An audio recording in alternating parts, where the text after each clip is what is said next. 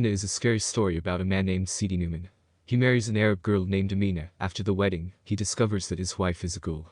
It is based on an ancient Arabian folk tale called 8001 Nights.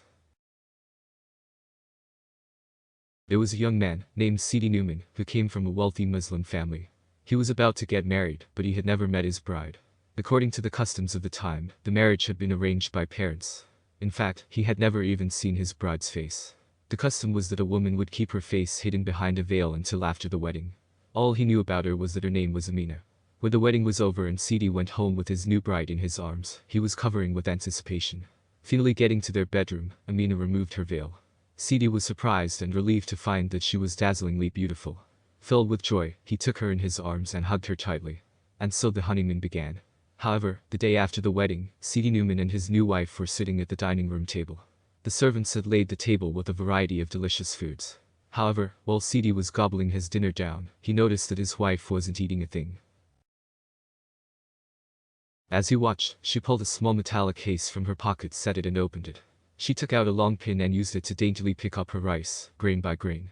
After only eating a few grains of rice, Amina put the pin back in its case and excused herself from the table. Over the next few days, whenever they ate together, Sidi noticed that his wife barely ate at all.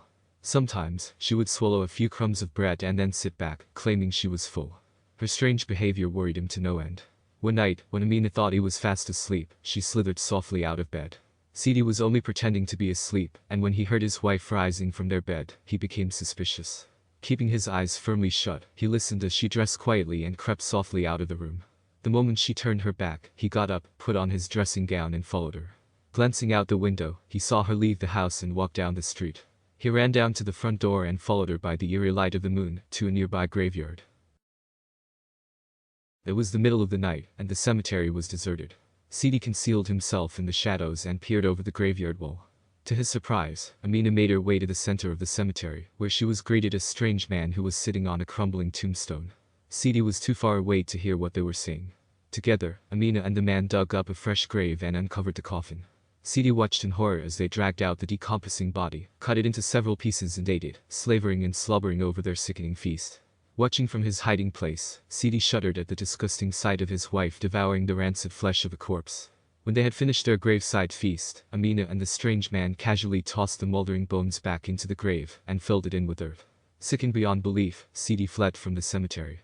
He ran back home and jumped into bed, pretending to be asleep when his wife eventually returned. Amina undressed and slipped quietly back into bed, unaware that a wretched secret had been discovered. Sidi Newman couldn't sleep a wink all night, and, in the morning, he left the house before Amina woke up. He went to town to consult a fortune teller and seek her advice about what he should do.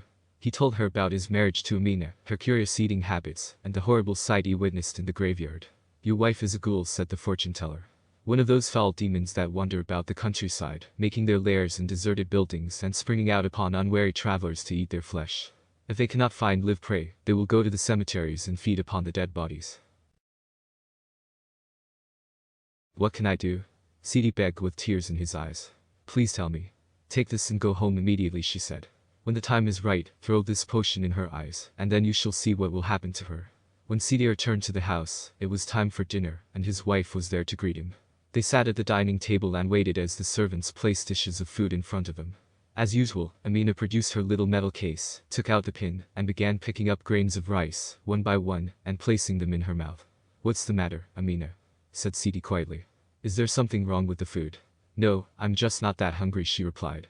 "Perhaps there is something else you would prefer to eat," said Sidi with a sly smile.